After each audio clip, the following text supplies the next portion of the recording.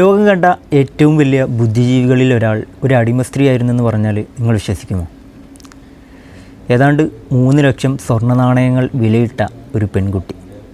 മഹാരാജാവ് ഹാറൂൺ റഷീദിൻ്റെ കൊട്ടാരത്തിൽ നടന്ന അത്ഭുതകരമായൊരു സംഭവമുണ്ട്. ഒരിക്കൽ ഹാറൂൺ റഷീദിൻ്റെ കൊട്ടാരത്തിലേക്ക് ഒരു വ്യാപാരി കടന്നു വന്നു. കൂടെ തവദ്ദുദ് എന്ന പേരുള്ള ഒരു അടിമ സ്ത്രീ.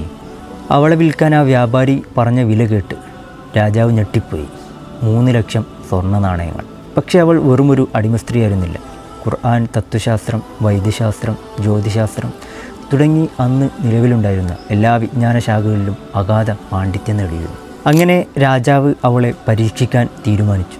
രാജ്യത്തെ ഏറ്റവും വലിയ പണ്ഡിതന്മാരെയും ശാസ്ത്രജ്ഞന്മാരെയും എല്ലാം വിളിച്ചുകൂട്ടി. പിന്നീടങ്ങോട്ട് ചോദ്യങ്ങളുടെ പെരുമഴ തന്നെയായിരുന്നു.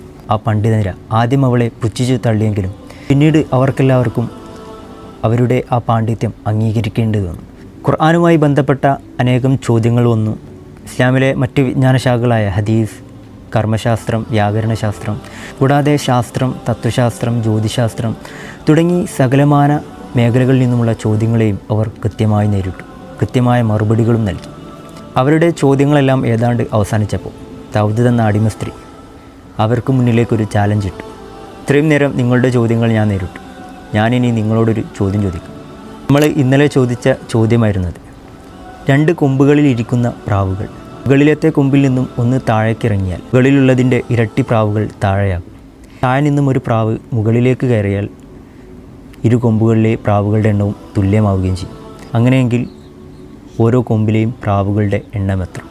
അവിടെയുള്ള പണ്ഡിതന്മാർ തലപുകഞ്ഞ് ആലോചിച്ചു. പക്ഷേ അവർക്കൊന്നും ഉത്തരം കണ്ടെത്താനായില്ല. ഉത്തരം ഇതാണ്: താഴെയുള്ള കൊമ്പിൽ 7 പ്രാവുകളാണുള്ളത്, മുകളിൽ 5. മുകളിലത്തെ കൊമ്പിൽ നിന്നും ഒരു പ്രാവ് താഴേക്കിറങ്ങിയാൽ മുകളിൽ 4, താഴെ 8. മുകളിലുള്ളതിൻ്റെ ഇരട്ടി പ്രാവുകൾ താഴെ നിന്നും ഒരു പ്രാവ് മുകളിലേക്ക് ചെന്നാൽ 2 കൊമ്പുകളിലും തുല്യമായി 6 പ്രാവുകളായി തീരുകയും ചെയ്തു. മുഹ്യിദ്ദീൻ മാല രചിച്ച ഖാദി മുഹമ്മദിൻ്റെ മകൻ ഖാദി മുഹ്യിദ്ദീൻ്റെ വെള്ളാട്ടി മസ്അല എന്ന ലഘുകൃതിയുടെ പശ്ചാത്തലം ഈയൊരു കഥയാണ്. അറബി മലയാളത്തിലുള്ള ഈ ഒരു കൃതി മലയാളത്തിലേക്ക് വ്യാഖ്യാനിച്ചതും വിശകലനം നടത്തിയതും ഡോക്ടർ MP സക്കീർ ഹുസൈൻ എന്നവരാണ്. പ്ലസാണ് പ്രസാധകർ.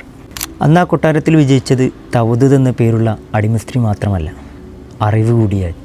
ശരിയായ അറിവുണ്ടെങ്കിൽ ഏത് വെല്ലുവിളികളെയും നേരിടാമെന്ന പാഠം കൂടി ഈ ഒരു കഥ നമുക്ക് പറഞ്ഞു തരുന്നു.